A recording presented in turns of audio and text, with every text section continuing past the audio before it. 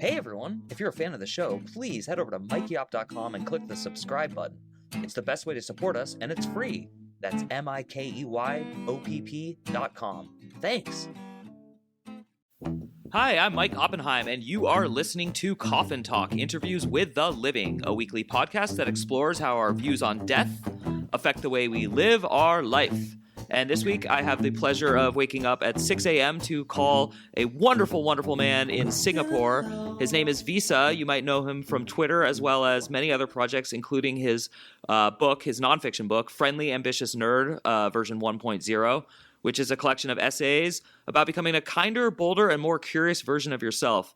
I don't know Visa personally. We're about to speak our third, fourth, and fifth sentences together, but I have to say he is one of the nicest people I've ever not met, and so I am ecstatic about interviewing him today for Coffin Talk. So, Visa, how are you? Hey, Mike, I'm great. That's such a lovely phrase. One of the nicest people I have not met. That's such a nice, inviting frame. I love it. Awesome. And because pronunciation is not my thing, I didn't say your last name on purpose, so I figured you could just pronounce it for everyone. I actually enjoy hearing how people pronounce it. So I don't really have like a fixed, everyone should pronounce my name a certain way. But how I say it is Visakan, Veerasamy. Awesome. Well, we have a pretty solid format on the podcast, which is we have one question we know we'll ask at some point, and we have one question we always ask first. Other than that, we just freewheel it. So the very first and only really structured question is, how old are you? Where did you grow up? And what generation, if any, do you consider yourself a member of? Nice. So I'm 31. I grew up in Singapore. And generationally, I guess, so technically I'm a millennial, I guess. But I do feel an affinity with the Zoomers. I feel like, I was very extremely online from a very young age. And I have this sort of theory that the way that Zoomers kind of grow up online is very similar to how a subset of millennials and maybe even people before millennials grew up. So if you know Marina Abramovich, she's a performance artist, and she was born in like the mid 40s. I think she was born in 1946. And I feel that she has like Zoomer vibes. Like it's just like living your life like it's performance art and being very media conscious and very aware of symbols and representation and so on. So I relate to that. So I kind of feel sometimes like an early onset Zoomer or like an elder Zoomer. But, mostly people just say that I'm a millennial, and that's fine. That's great. And that's a great answer. And yeah, I'm either a millennial or I'm like the last Gen Xer ever. I'm 40, and yet I completely identify with your answer. And actually, the more Zoomers I meet, the more I'm like, talk about like jealousy of another generation. They just, I guess the theme of today's podcast is going to be nice people. But yeah, they seem really nice. And so actually, I'm going to get into how I got an interview with you, which is, I am scared of the internet, and I'm scared of it actually because I don't think it's full of nice people, and that terrifies me. And so even though I got on Twitter in like pretty much the year it came out, I've never used it, but my best friend from college is the polar opposite. He's a programmer, and he loves the internet, and so he followed your account, and then he said, hey, I like your podcast, and I think this guy would be perfect. So I started following you, and I was blown away, man. I was really blown away. Like, what you're doing is just awesome. So I would love it if you would just talk a little bit about not only what you do on the internet, but how you came to start doing that, because you are young. I mean, 31 is very young. This is a rude thing to say, but to be so nice. Usually life has to knock people down for a while. Yeah, I would say that. So before the internet, I was a very bookish nerd. So I think of libraries sometimes as my church, sort of. Like I grew up going to the library every week. My mom would bring me, and both of my parents, they both read a lot. And neither of them are like very well educated or anything like that. So they run their own business, which is industrial waste disposal. So they're not like very literary or intellectual people at a glance, but they both read a lot of books. And I inherited that from them. I think there were always books in the house. I was always reading, and I'd always go to libraries. And I just, I feel like there is something that I describe as the library ethos, which is just this idea that books are great, that reading is great, writing is great, right? Like it's this thing that we share with other people across space and time.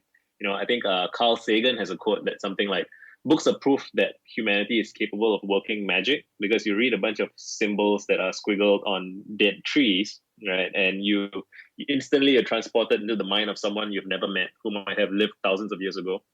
And I think if you grow up doing that a lot, or at least in my case, that's how it was. Like if you grow up doing that a lot, you just feel this kinship and affinity with people that you haven't met.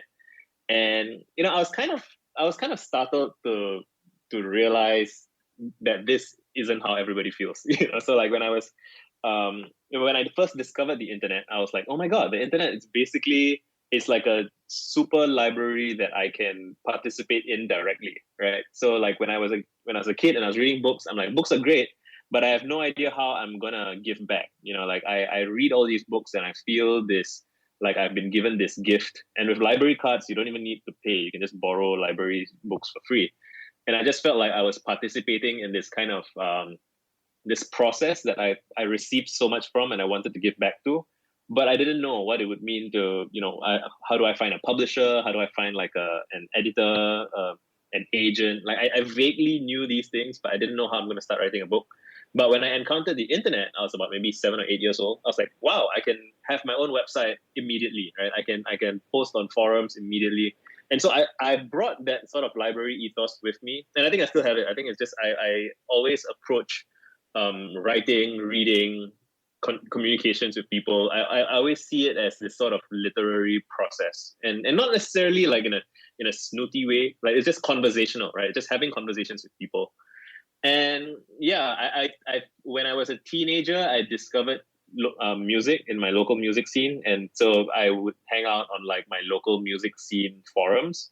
And there, yeah, I think I encountered people who didn't quite share the same ethos as me, who were, I would say, have had a more of a scarcity mindset or like a combative mindset, or they just didn't share the same sort of very open-hearted, let's all share, let's all help each other out kind of values. And that was challenging. That was frustrating in some ways, but I guess I get it, even if I don't, like, intellectually I get it, even if I don't relate directly. And I guess a detail that's relevant here is that for me, I've joked sometimes that the internet is almost like my mom.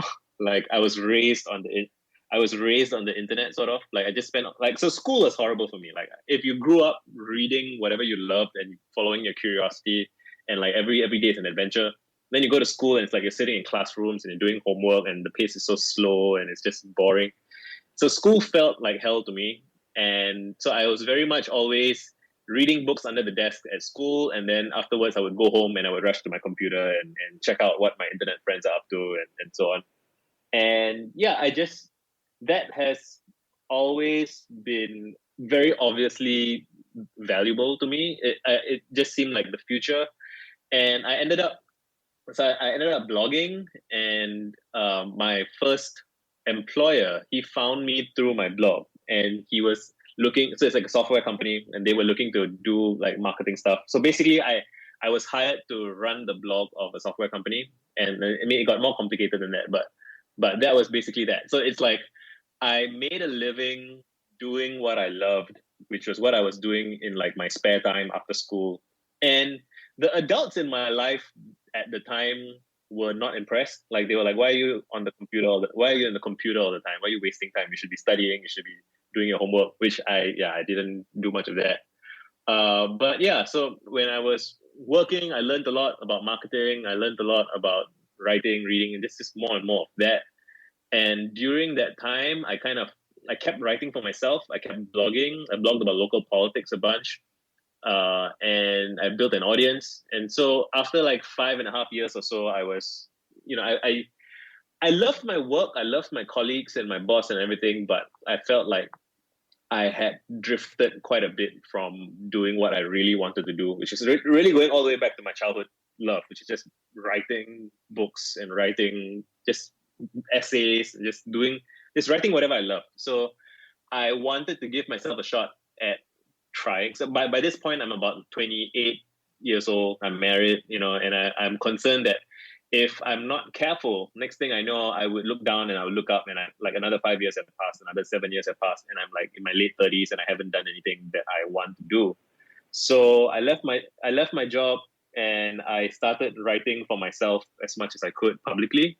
And like within a year or so, my Twitter kind of blew up. I did some consulting work to pay the bills, but then I kind of reached a critical mass where I get to live the life I live now, which is a childhood dream come true. I didn't expect it to be done to be here so quickly. I thought I would have to wait until like maybe my 40s or 50s to be able to. So what I describe as my childhood dream is sort of to to wake up in the morning and to work on whatever you feel like working on, and that is somehow enough to pay the bills. Like that is kind of my life right now. And it's I don't exactly live like a high, like my material standard of living is not very high. Like my house is pretty janky, and like I don't I'm not I have to be careful with how I spend my money and stuff like that. But that's fine. Like the fact that I can take a day off whenever I want. I can pursue my curiosities and I get rewarded for it.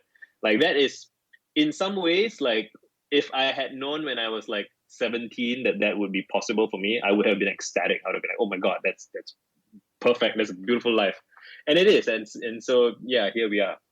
That's a great answer and a great story of how you got there. And yeah, so many threads that I want to pull at, especially like I think you're at a threshold of where fame meets materialism. And I think you described it really well, which is the next level. You have handlers, they're pushing you out the door. You're traveling a lot. Your family starts to suffer. So, I've heard this story enough times, and the people who stay at the rough level you're at, they seem to be the happiest, honestly. And I think that's what the internet is helping us do as a culture, is less superstars and more general stars, and then we can each migrate towards the stars we want to like be inspired by. And that's actually what I'm really enjoying about just hearing you talk, is you are clearly an inspirational person, and it wasn't easy, and you did it by taking chances and risks, but you also have like something from childhood and from youth that you go to, and that to me sounds spiritual. So that's kind of where I pivot in this interview to the spiritual side, which is you're also known on Twitter for kind of like saying life is meaningful. There's so much meaning. And, and then people, I don't know if you would call it this, but like they tease and antagonize you, or maybe like other people will post you against someone else who's posting about how life is meaningless. And like, so I like that you're taking that side and then you're friendly about it. But I would like you to kind of get into this thing you've written a lot about, which I think people need to hear and love, which is like how to correspond kindly and spiritually on the internet. Is there anything you could like say to that? Yeah, there's a lot to get into here. Sorry. No, it's great. It's great. I think, so spirituality is one of those words that is like, it's very heavy and loaded for a lot of people. So like different people interpret it differently. And I wouldn't say that I grew up particularly religious. Like, so my parents are Hindu. I'm from Singapore, and it's like, there's a church across the street from my house. There's like Buddhist temples, there's mosques. So I'm very used to kind of experiencing many different religious backgrounds and beliefs. And even when I was a child, I would say that it just all felt like all of the religions that I was exposed to as ways of thinking and being, they all seemed kind of, I'm not sure what's the right phrase to use, but it almost didn't seem like people took it very seriously. It's almost like it's just a ritual that you do, I guess, that makes you feel better. And that's not, I don't mean that in a dismissive way. Like, it's a part of people's lives, but it wasn't, it's not as well, let me just kind of switch tracks from there. So for me, I would say that books and libraries are like I said earlier, that like libraries are like my church, right? Like in that sense, like the sense of profundity and the sense of like grand scale and caring about things that are greater than you, that started before you were born, that will continue after you're gone, like that kind of scale and scope. Like I've witnessed people talking about religion in ways that when I was a teenager I found it off-putting, because they didn't have that. It's like they would go to the temple or they would go to the church or whatever, but it seemed like they just did it because they were raised to do those things out of habit. And I was looking for that sense of awe and that sense of purpose and meaning, and I didn't see it embodied in the people around me who were religious. So when I was like 17, 18, I kind of had a phase where I would get into atheism, and I described myself as an atheist for a while. And that was, it was interesting. I used to play in a band and one of my bandmates was a Christian, and he had what I was looking for, which was that he also had the sense of purpose and meaning and like a wider sense of things. And it helped me see that framing it as either religious or not religious was not the right frame for me, because I just wanted to be around people who kind of had that bigger sense of life. And he had it, and we could have really wonderful conversations about what does it mean to be a good person, how do we treat others, how do we organize ourselves as people. And it really occurred to me that it didn't matter what the label on the tin is, right? So I kind of lost interest in describing myself as an atheist, because I felt like that tended to kind of close conversations down, and it's like fixated on a certain kind of label. And so nowadays, I guess I kind of describe myself as agnostic. Like if someone asks me what are your religious beliefs, I'm like, I'm not sure. What do you say? What do you recommend? What do you suggest? Like I want to have a conversation about it. I don't want to have like fixed answers. I want to know what your experiences are. I don't want to know what you think. And I try to bring that energy with me. So I mean, so even with the religious things, I remember in my library days as a kid, I was reading about like ancient, Greek mythologies, Egyptian mythology. So I really had this sense of, oh, people have believed different things throughout history, and clearly there's something that resonates with people. There's some things that change, blah blah blah. So there's all of that. And then, okay, when we talk about bringing that into correspondence with other people, um, I think the thing I try to do is I always try to get at people's experience. So I think what happens is people package their experiences in labels for convenience. So it's convenient to say, "Oh, I'm a liberal. Oh, I'm a conservative. Oh, I'm like I'm feminist. I'm an atheist. I'm whatever." And the problem with that is that different people have different assumptions and connotations that they peg to those labels, and it makes it very difficult to have interesting conversations. And so, what I try to do is I ask people about their experiences, and I'm like, what's your story? What's your background? What do you care about? What's interesting to you? And yeah, so there I find that it really doesn't really seem to matter whether a person defines themselves as religious or not, or spiritual or not. Like it's less what they say and more how they say it. Like it's more how do they approach things. What do they treat as meaningful and sacred and reverent to them.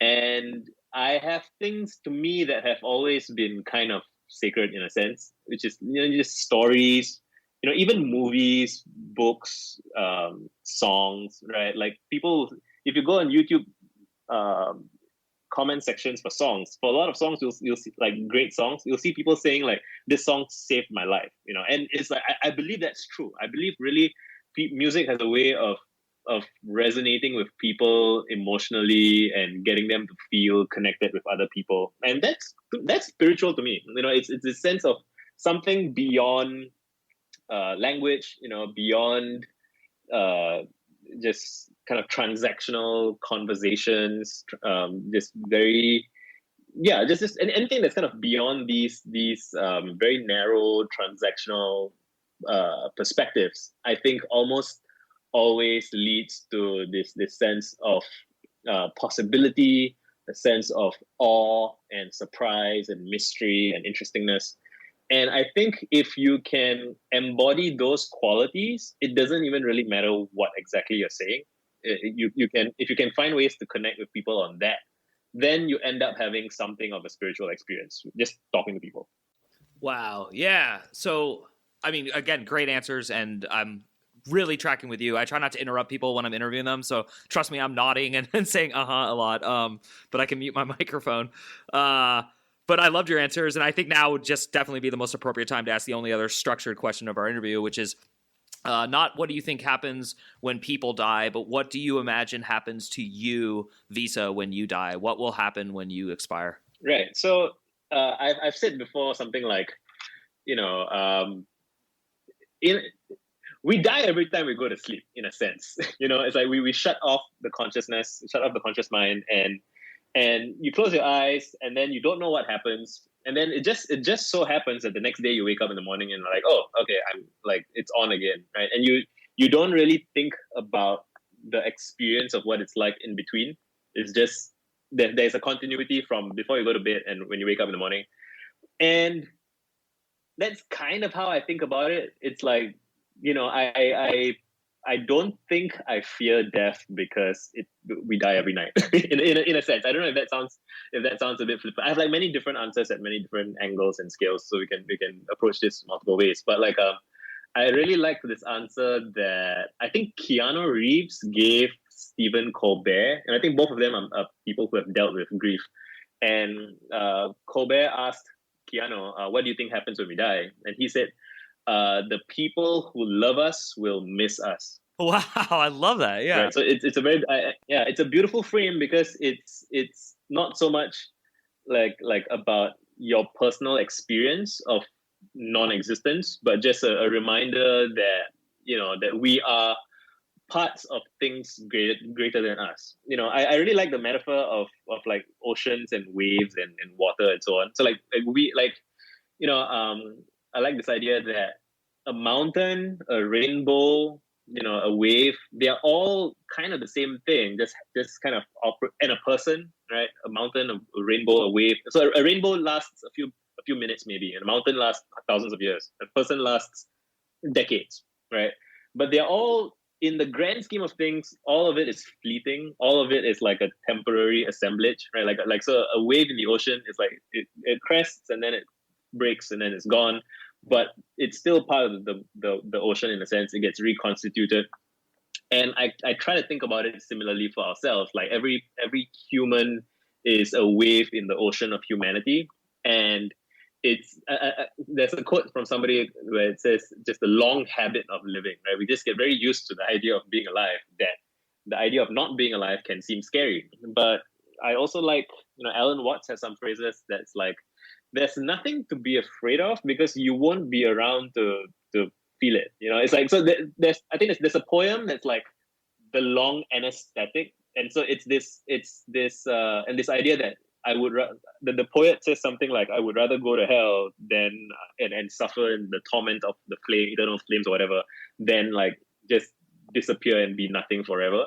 And there's kind of an illusion there where people almost imagine that being dead is like being locked up in a box where you can't see anything and you can't feel anything, and you like some people have that sort of scary mental image. But that's not actually true because you won't be there to experience it. So it's really more of like being asleep, and you don't know what it's like to be asleep because you're not there. And the idea that we are not there seems scary, but then you think about it, there are experiences that we have that are wonderful while we are technically conscious, that also feel like we are not there. Like when you're having a really great conversation and you're not even thinking, you're not thinking about what you're saying, it's just happening in you. And I like, when athletes or musicians, they're in a state of flow, and then they describe, when they're asked about it, they describe that, oh, I wasn't thinking, it just happened. Like I just did what seemed, it's like trying to explain it seems futile because it was a state of non-mind sort of. And so, yeah, I think there is a lot of truth to the idea that in modernity, we have been trained to identify with our kind of ego selves, or like our persona, or just this construct, this mental construct of who we are. And the idea of that construct kind of dissipating and disappearing is stressful because we identify with it so much. But if you can let go of that, then I think there's nothing to worry about. And it's all, to say don't think about it seems kind of dismissive. Like if someone's kind of stressed and we're anxious about dying, I think that is it's there's probably a more compassionate way to approach it, right? I don't want to dismiss anybody's fears and anxieties. And I also think it's very beautiful to think about just the bigger picture and the continuity of all things. Like another thing that happens is that in contemporary culture is that everything is so atomized and individualistic that people don't feel that they are part of something bigger and greater. And if you do, I think there's this sense which goes back to Keanu's quotes, right? Like the people who love us will miss us. And it's like we are the wave contributes to the ocean. The wave is the ocean, right? And the end of the wave is just all part of the process. And yeah, I think it's easy to say, oh yeah, I had an existential crisis and I dealt with it and I'm done with it. I'm no longer scared of death.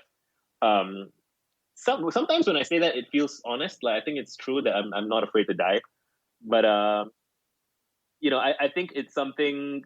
It's never quite completely settled, right? It's like it's it ebbs and flows, and I've come to think that there are there are things. So there are still things that I'm afraid of, right? And I'm kind of sympathetic to the idea that all fears are sort of downstream of the fear of death. And to some degree, it makes sense for any living thing to be afraid of death to some degree, right? And I think the prospect of social alienation and ostracization, like that, I've had a few conversations with friends, and they say like they are more afraid of being kind of socially outcast than like dying. And I guess for a lot of, especially young people, like the idea of death just feels kind of distant and kind of intellectual. And you might be suddenly faced with it if you have a loved one who's dying, or I remember when I was a teenager, I had an older friend who died mysteriously in his sleep. He was like 27 at the time, I think, and I was like 17. And at the time, it's obviously you're sad that your friend is gone and you miss him and all that. And but it also kind of made me think like, well, how would I feel if tomorrow I'm dead? It's like it's not so much that the game is over that bothers me, but the sense that, oh, if I have that little time left, there's all this stuff that I wish I had done that I haven't. There's all this stuff that I wish, I had said, and all these. It's regret. I think that is in the social domain. Like it's regret that is really painful. And so the dream is you grow really old, and then you have no regrets, and you feel like you've lived your life to your fullest. And then you can just dissipate peacefully, knowing that you've done your part, you've passed things on to other people, and now you can just have a good sleep, right? Basically, um, there's another aspect to it, which is I guess the health aspect. So like recently I had like a so it's not a health scare with regards to like death. Like I didn't think I was gonna die, but I had like really bad back pain. I thought I pulled my back from a bad deadlift, and that made me feel really shitty. I felt like I didn't take care of my body, and that like what if I had just injured my back permanently, and the rest of my life I'm gonna feel a lot of pain and all of those things. But luckily, it turns out that it wasn't actually my back. Like I didn't injure like my spine or anything. It's just that I had really stiff hips and hamstrings from sitting all the time. And so, dear listener, there's a good chance your hips and hamstrings are tight, and you should really stretch them. Right? It's really, and I don't mean it in like a burdensome obligation sort of way. I think the way we pitch a lot of things is just very, we pitch it as like an obligation, and it's not. It's really. So I started stretching my hips and hamstrings. Like a friend sent me a YouTube video, and the moment I realized what was actually going on, I felt like this huge relief, and I found that the more I stretch, so I've been stretching almost every day for like months now, and I find that as I get more limber and flexible, I almost feel more childlike. Like I think I was stiff throughout my 20s, and I didn't realize it because I was sitting in my chair at work every day, like hours and hours every day. And the idea of stretching to me just sounded like either it sounds like, oh, you mean like do yoga or something, or do like I can't be bothered with any of that stuff. But just bending down and feeling the tightness in your body, um at some point of me, it felt a bit like a betrayal, like I had betrayed my body by not taking care of it. And I also there's something in that felt like age, right? Just like at 31, but like I felt like just it felt like foreshadowing for when my body eventually will, despite my best efforts, it'll eventually break down.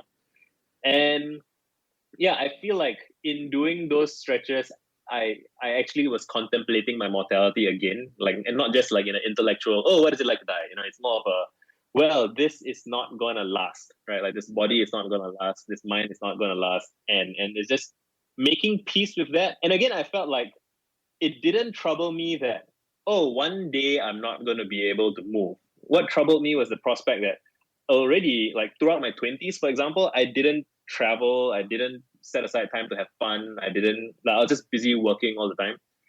And I do not want that for the remainder of my life.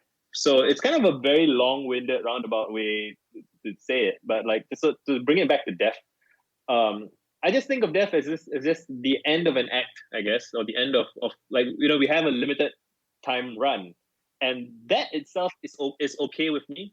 What's not okay with me, I think, is how easy it is to distract ourselves from that fact, and then make decisions and live a life that is hiding from that fact. That when the curtains go up, sort of, or the light comes on, and then you just regret. I think that's the worrisome thing. But even then, like I think so. I feel like if, let's say, turns out I have 2 days left, and the first day I'm absolutely miserable at how much I regret. I do feel like I'm well put enough together at this point that I would then be able to spend the second day being like, all right, okay, that's that. Here's the time we have left. Let's say our goodbyes. Let's say our thank yous. Let's write a note, whatever. Kind of just make your peace with what you have, right? And I think we can practice this at smaller scales. Like it's the book that I'm currently working on, Introspect, is about sort of just going into yourself and figuring yourself out and thinking about your life and trying to come home to yourself and really feel your body, feel your mind, feel a sense of what's going on. And I think we die multiple deaths in our life. It's like there's the death of childhood, there's the death of adolescence, there's like, every few years we go through some kind of transition where like just we can't stay where we're at. Like life is not stasis, life is change. And being able to surf those waves well, right, rather than kind of thrash around and like cling on too tight and struggle with that, I think is almost, it's probably the most important thing, like to be able to experience change and be okay with it. And I think there are infinite opportunities to kind of reflect and practice that, like whether it's stretching your hips, or whether it's thinking about your childhood, or just looking around, talking to people. Like you just get a sense of how impermanent everything is. There's this great poem, I can't remember who wrote it, but there's a line that's like, right now you stand on sacred and holy ground, because everything that you have will be gone one day. Your looks, your mind, your body, everything. And so grief has already transfigured or transmuted your existence into something that requires heartbreaking gratitude, right? Just that the impermanence of all things really makes the present moment infinitely precious. And yeah, so I don't know if that directly answers the question. I don't think anyone ever directly answers almost any question unless it's like, how old are you on this podcast? So I'm loving all your answers. So I think as far as your internet celebrity / just great humanitarian causes you do, the one that intrigued me the most, and again, I'm new to all things Visa, but I'm a fan, would be that you have this like do things 100 times. And one of the reasons you intrigue me is that you put posts up and you offer things that I accidentally did in my 20s. And that was one of them. Is I used to think like you got to do something, I would say like 1,000,000 times to get good at it. So not only did you inspire people to do that, but I'm curious on the spiritual side, do you ever feel like you're just like downloading messages from consciousness? Do you ever feel this higher connection to either an entity that is a part of you but bigger than you, or maybe just something else like a larger entity? Or do you feel like you, Visa, came up with that idea and offered it to us? Oh, I definitely, yeah. There's nothing that I've come up with that's mine. There's this great video on YouTube by Kirby Ferguson.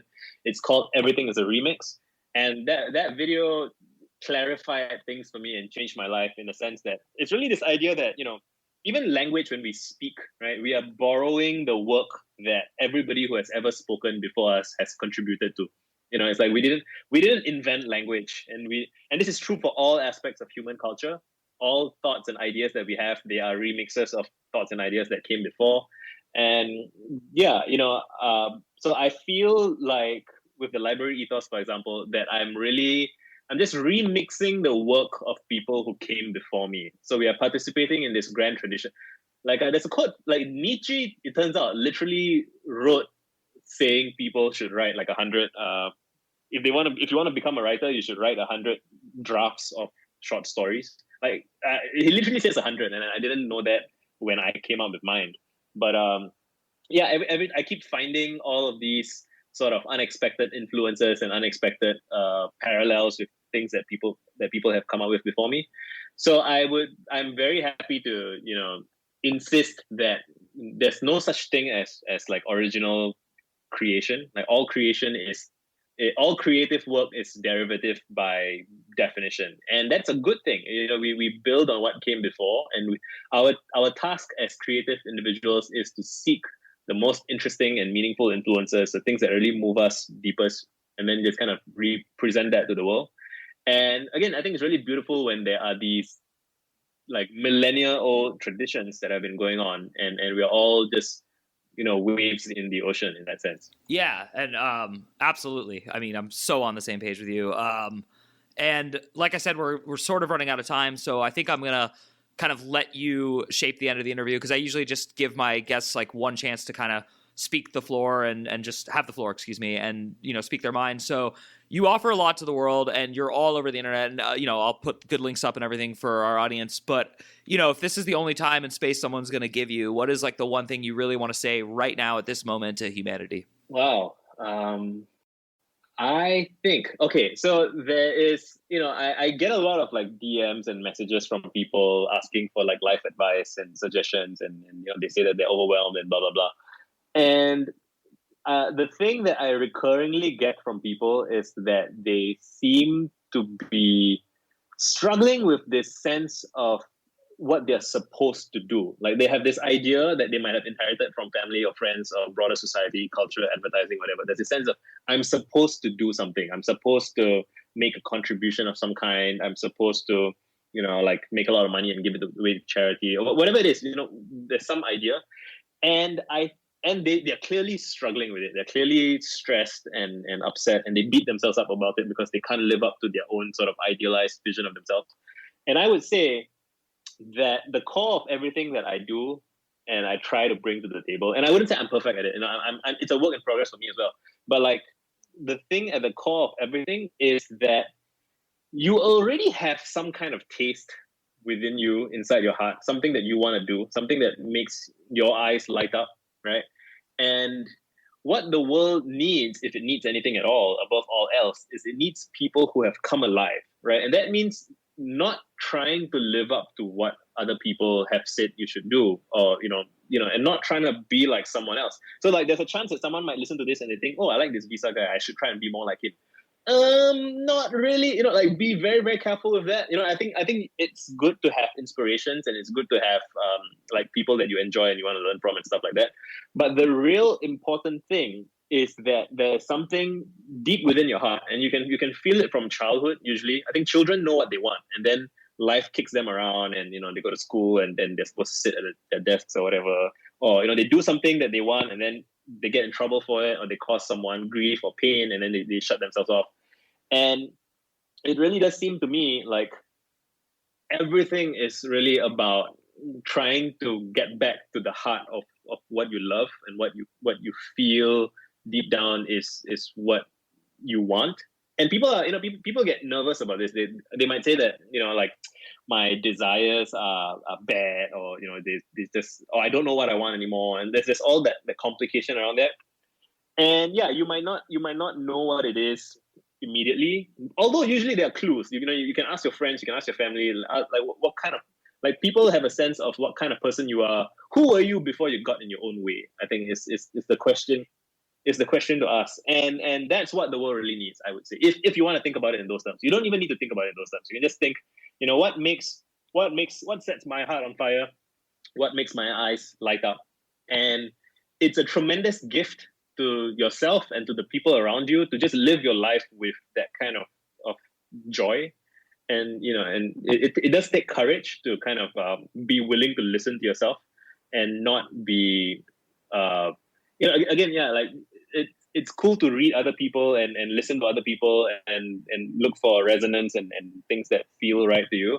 But at the end of the day, it's really it's something that comes from within yourself. I think that is the thing that I would like everyone to know. Awesome, Visa. That was a great answer after a series of wonderful, amazing, intellectual, and philosophical answers. I want to thank you most of all for helping us put another nail in the coffin, which is the goal of this podcast. So thank you, and thank you for making time for us. We're on like opposite ends of the world and talk about the beauty of the internet and technology. We were able to meet today and have this awesome discussion. So as I said to everyone earlier, you'll be able to find all the notes for how to contact Visa. And for those of you listening at home, as always, if you want to help support the podcast, the number one thing you can do is just subscribe. The number two thing you can do is rate us on whatever app you're listening to. But even if you just want to listen here and there, we love you and we love your support. So thank you very much for tuning in. Once again, my name is Mike Oppenheim. You have been listening to Coffin Talk, and we will see you soon.